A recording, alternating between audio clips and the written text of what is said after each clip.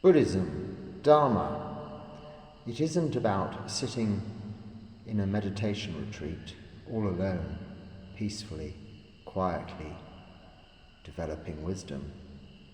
It's about practically applying the teachings of the Buddha in everyday life situations, even when we're preparing food. If we do things mindfully, it just means we're doing things carefully. If we do things with careful attention, awareness, keeping ourselves in the present moment, we actually achieve things more efficiently. This requires a little planning, a little preparation. Not much extra time, but in the end it saves a lot of time. So let's together prepare some onions with Dhamma. I'll show you. And take this knife, for instance. A blunt knife. This isn't going to cut through the onions efficiently. Like our minds, if we want to really get to the heart of our feelings, to develop our samadhi, we need to sharpen our minds. This is why we sit in meditation. We sharpen our focus, as we do with a camera. I'm trying to demonstrate that there with the camera. We sharpen our focus in order to bring our attention to one single point. That could be our meditation object. If it is the breath, it is the breathing in, the breathing out. Nothing more complicated. So, with this knife, if we try to cut onions, very difficult.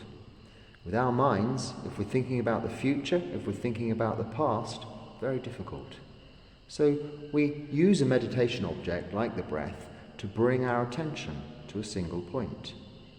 With the knife, we sharpen it. How do we sharpen the knife? Let me show you. We don't buy special devices. We don't need to even really go to a special place to have our knives sharpened. I don't want to take anything away from the professional knife sharpeners that travel around the villages, but if we simply want to keep an edge on our knife, most houses, most places have some of these ceramic tiles. Now, a sharpening device is made of a material called ceramic. So, to sharpen our knives, we simply take our blunt knife and like this. 2, 3. And then the other way. 1, 2, 3. It's a bit difficult holding the camera that way around, but like this. Even so.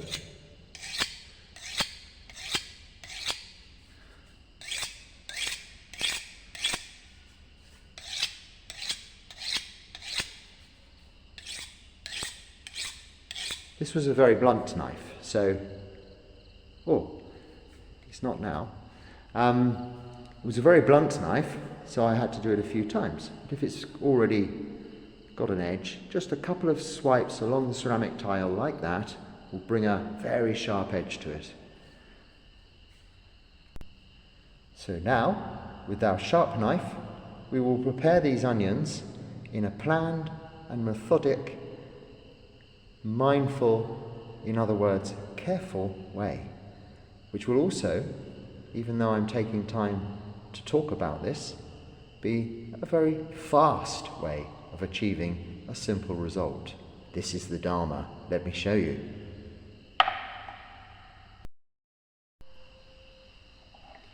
So, taking our sharp knife, and this is, as I say, all about preparation and mindfulness. Firstly, we trim. Let me do this way. The camera's there. It's there. Put these there. We trim a little, just these end bits off, but not the root, keeping the root. And the flowery bit, it comes out the end like this. Then from the root side, from the top, we simply cut the onion in half like this. Now, a nice sharp knife, being careful not to cut anything off. I have done this. This is problem with sharp knives. This then is actually very easy to peel the onion once it's in half. See? Like this. Try not to waste any layers. And then keeping the board clean with 1/2 an onion. Next ones I'll show you a little more quickly. Whilst I'm talking, I'm trying not to cut anything off, being mindful. If there are any iffy bits, one can just simply cut these out like this.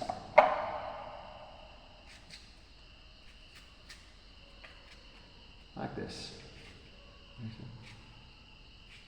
Nice and tidily. Now, whether you're cutting the onion finely into tiny pieces or you want larger pieces, it's the same method. As long as you have a uniform method from start to finish. Same with meditation. You set a meditation object and you maintain this meditation object throughout. If you change halfway through, you're starting again. And therefore, it's the same principle with cutting onions. If you change your method halfway through, you're starting again. The appearance of the end result will be different. This is the problem. You have a mishmash of peculiar looking shapes. Not only is this aesthetically not so good, it doesn't look so good on the plate, or the texture in the mouth, the problem with it is the cooking evenness. The reason we cook everything the same size is that it all cooks evenly. So otherwise you'd have large raw bits and small overcooked bits. So this is the fun bit, okay? If it's a very large onion, you can cut through this way, firstly. I'll do that just as a demonstration. But if it's a small onion like this is not that necessary, because what you simply do with the root end towards your hand and the flowering end away, you simply, whether you can see this or not, I don't know. Let me turn around a bit. Like so. Cut down like this.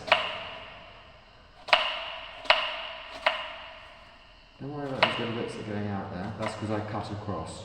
And then, the other way. Of course, you need a sharp knife for this. This is why we prepared the knife first. We made sure it was clean, and we sharpened it. See, this is quite small pieces, but all evenly small pieces. If I break up the thing, I'm not cutting there, I'm just separating the compartments, let's call it, of the onion. Take the rubbish, put it away, out of the way. Mindfully slicing downwards through the onion, like so. And then, there's no hurry. As we're doing this, bring your awareness and notice how your face is perhaps in some tension as you're concentrating. Just relax your face. If you relax your face, the entire body will relax too. So we have some nicely prepared onion there, okay? All in tiny, even little pieces. Like this. I'll just prepare this little piece now to show you once again how we can do it. This time I will do it silently.